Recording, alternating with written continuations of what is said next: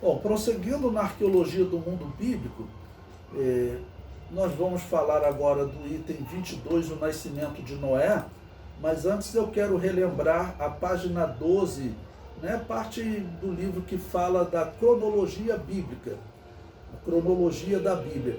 Por que Deus, né, ser que nós dizemos que ele não é simplesmente sábio, ele é a própria sabedoria, né? Por que ele estabeleceu esses números na Bíblia? Existe um propósito. A Bíblia ela traz a mensagem de salvação, mas Deus, ele também deixou uma referência para nós contarmos o tempo. E nós percebemos pela Bíblia, nós conseguimos contar o tempo de forma aproximada. Nós percebemos que Adão foi criado próximo de 4.000 anos antes de Cristo, ou seja, se passaram cerca de 4.000 anos de Adão até Jesus. Não é uma data precisa, né? Pode ter diferença de 100, 200 anos, para mais, para menos. A arqueologia trabalha com essas diferenças, mas nós percebemos que foram aproximadamente 4.000 anos.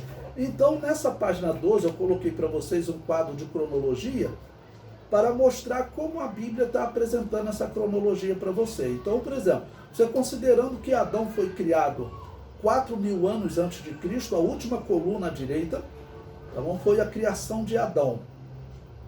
Em Gênesis 5:3 diz que ele gerou Sete, quando ele tinha 130 anos.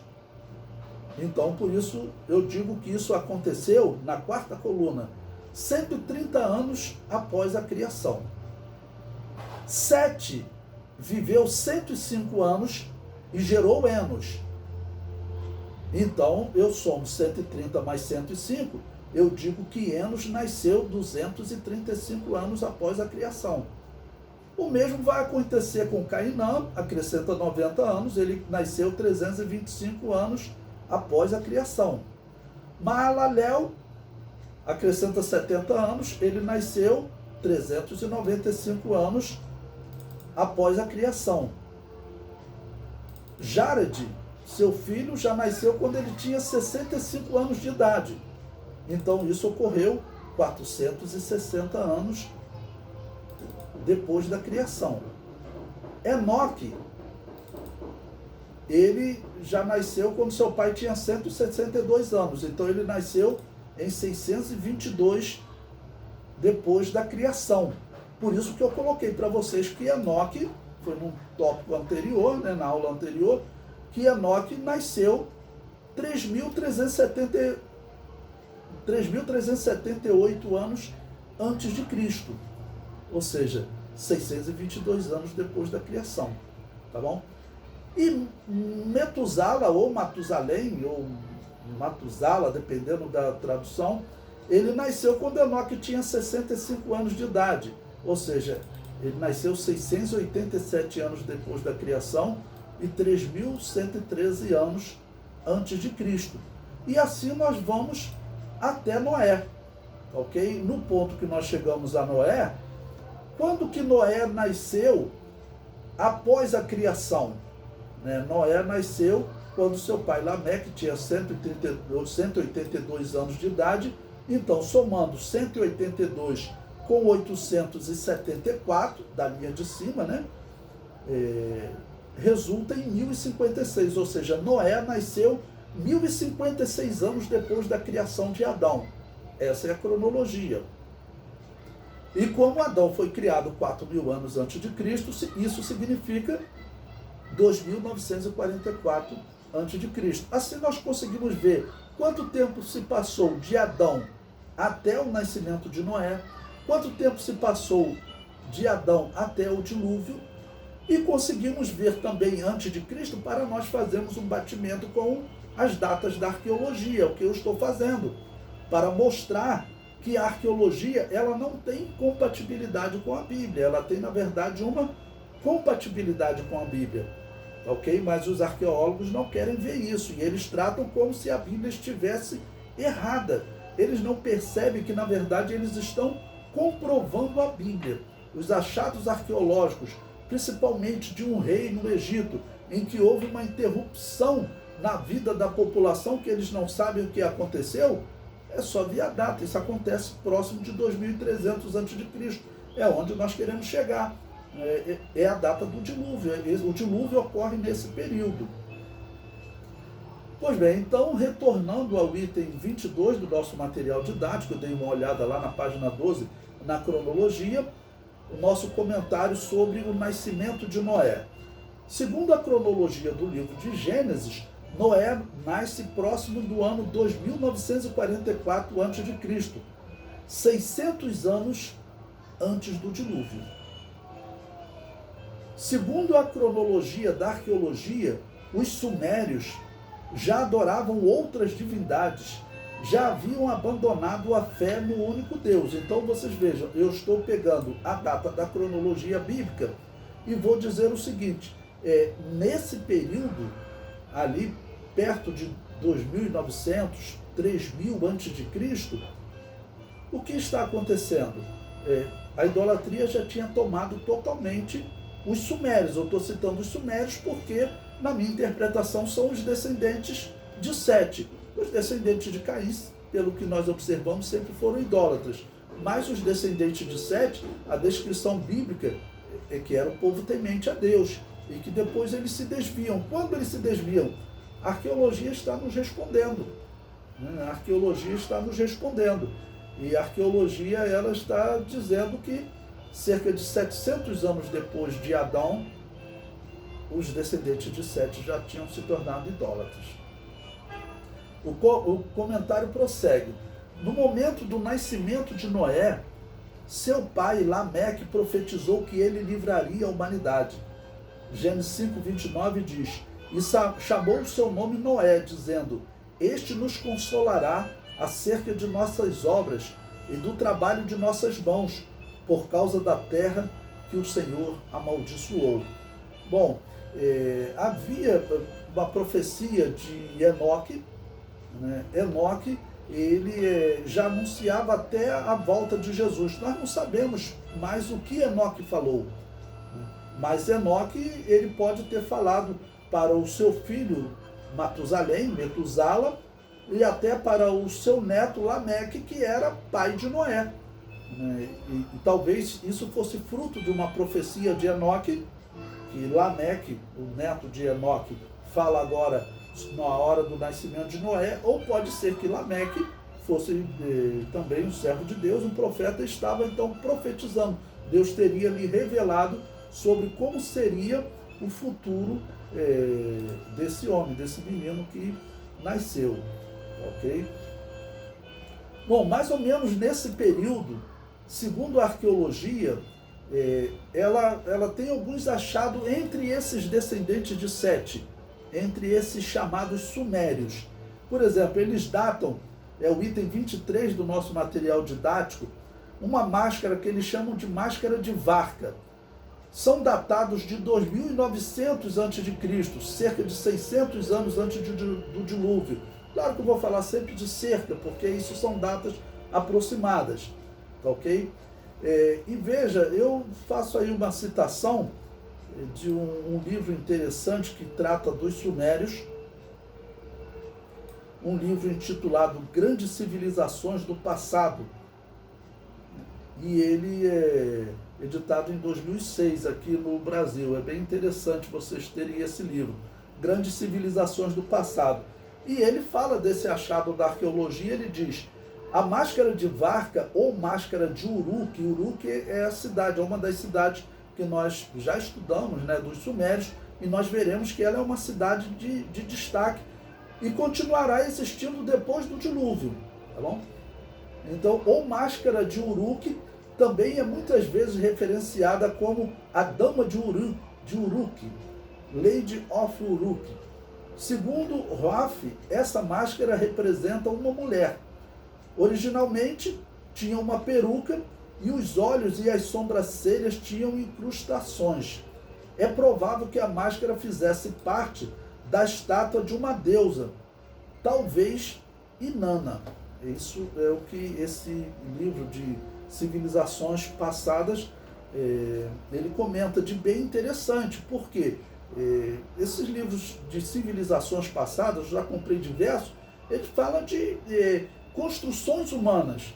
Não é como o evolucionismo que pega um osso e inventa uma data de bilhões de anos, milhões de anos, milhares de anos, de coisas que eles não têm como calcular, porque virou um fóssil, não tem como ser calculado. Mas aqui tem como ser calculado as datas, porque eles tiram uma partezinha ali do barro e o carbono 14, ele consegue calcular bem, data de 5.000 anos atrás, 5.700 anos atrás.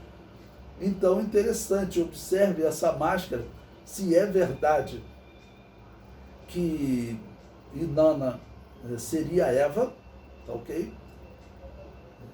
Nós não sabemos se Eva, quando Eva viveu, se Eva morreu, por exemplo, junto com Adão. Se Adão viveu 930 anos, a Bíblia não diz a idade de Eva, mas vamos colocar a hipótese que Eva tivesse vivido até os 930 anos também. Então, eles adoravam essa divindade Inanna, e a história acredita que esse seria o rosto de Inanna. Então, essa máscara de barro encontrada exatamente dessa época, dali de próximo de 2900 a.C. Ou seja, Adão já tinha morrido, um pouco depois da morte de Adão, cerca de 170 anos depois da morte de Adão. Mas eles já falam que seria objeto de culto, seria uma máscara talvez de Inanna, talvez até de outras pessoas, mas o que os historiadores colocam como possibilidade é exatamente de uma divindade. E junto dessa máscara também coloquei um vaso, né, que ele contém uma ilustração do rei reverenciando Inanna. É claro que na foto o desenho está pequenininho, mas os arqueólogos eles dizem que a história contida no vaso era o rei adorando a deusa mãe. Essa, irmãos, essa deusa mãe, pelo que nós estamos vendo aqui, infelizmente esse culto ele vai passar o dilúvio. Depois do dilúvio, os descendentes de Cã será o filho de Noé que vai, infelizmente, habitar no Egito e seguir a idolatria do povo que vivia naquela região antes do dilúvio, que são os descendentes de Caim. E nós vemos que Noé chegou a amaldiçoar Cã, seu filho Canaã, pelo que eles fizeram, ou seja, era um homem que não temia a Deus. E o culto a deusa mãe será encontrado na região do Nilo depois do dilúvio. A arqueologia comprova isso, nós veremos isso. E vamos lembrar também que é um homem que sai dessa região do Egito, um homem chamado Nimrod, nós vamos estudar ele no livro 2 de arqueologia, um homem chamado Nimrod, que ele leva essa religião para a Mesopotâmia, e lá ele domina Babel, e ali novamente ocorre a religião da deusa mãe, porque a adoração é a mãe de Nimrod, chamada Semíramis.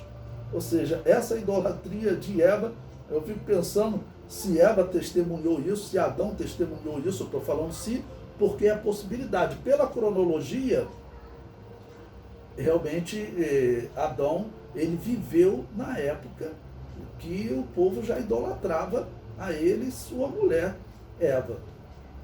Bom, outro achado dessa época é o item 24 do material didático, as estátuas de Tel Asmar. Foram 12 estátuas datadas de 2900 a.C. Foram descobertas em 1933, encontram-se no Museu de Nova York e no site são apresentadas com a seguinte descrição. Esta figura de pé com as mãos entrelaçadas e um olhar de olhos arregalados é um adorador.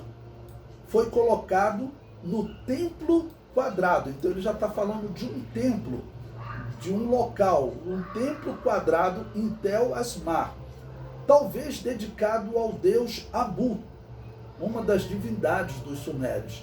Falei ali que ele estava adorando, né, Adão e Eva, e aí já teriam surgido outros deuses também, dedicado ao deus Abu, a fim de orar perpetuamente em nome da pessoa que representava. Segundo os sumérios, os humanos estavam fisicamente presentes em suas estátuas. Estátuas semelhantes às vezes foram inscritas com os nomes dos governantes e suas famílias. Ou seja, eles estariam adorando Adão e Eva, e os reis também, quando morriam, eles seriam adorados também como deuses. Isso vai acontecer em todo o mundo antigo. Terão alguns que vão reivindicar a adoração como Deus vivo na terra. A história fala de Nimrod, fala de um faraó que viveu próximo da época do dilúvio. Vou ter que conferir o nome dele depois, mas ele era pai de um homem chamado Akenaton. Me parece que era Tutmosis III o nome desse faraó. Ele também foi um faraó que reivindicou ser Deus entre os homens. E na história do Novo Testamento aparece um louco Calígula, né?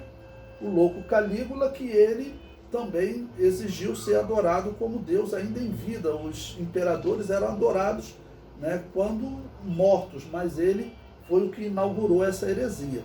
Bom, aí no material didático eu coloquei também uma foto, uma imagem dessas estátuas para vocês poderem acompanhar essas estátuas. Aí tem uma outra imagem também, tem duas imagens aí dessas diversas estátuas, e elas estão representando, como eu disse para vocês, provavelmente parentes de Noé, porque são imagens daquelas pessoas que se tornaram poderosas. Provavelmente, irmãos, aconteceu nesse período antediluviano, entre os sumérios, o que aconteceu no Egito, né? Mas aqui entre os sumérios não parece haver guerra. Eles se identificavam como um povo civilizado, mas nesse povo civilizado alguém se tornou rei. Na história dos habitantes da terra de Quemete ocorre diferente, ou seja, os descendentes de Caim, aquela pedra de Narmer, a história dos habitantes da terra de Quemete diz que Narmer fez guerra e ele unificou as cidades, ele se tornou dominador das cidades, né? Ou seja, próprio do que a Bíblia fala dos descendentes de Caim. Entre os descendentes de Sete, eles se identificavam como os civilizados. Então não fala assim de, a princípio, ter essa guerra de conquista. Os homens vão se tornar reis poderosos. É a sequência que nós estamos percebendo. E as guerras entre cidades vão acontecer mais à frente, principalmente com um homem que nós veremos, que é muito famoso na arqueologia, chamado Sargão I. Né? E se vocês quiserem ver até um documentário sobre esse ponto da arqueologia, essas estátuas elas são muito famosas, e a TV catarinense, TV Cultural de Santa Catarina, ela publicou um documentário em 2 episódios que ela gravou a origem da escrita, que ela conta a história dos sumérios e desse povo aqui, que é o primeiro a criar a escrita, e uma escrita mais avançada do que a dos descendentes de Caim, uma escrita mais avançada do que os habitantes da terra de Quemete. Então vocês podem procurar a história da escrita. Eu vou publicar esse link lá depois no grupo de WhatsApp. Eu vou publicar esse link para vocês. É bem interessante vocês assistirem esse documentário. É claro que ele não tem nenhuma visão sobre antes do dilúvio, depois do dilúvio, né?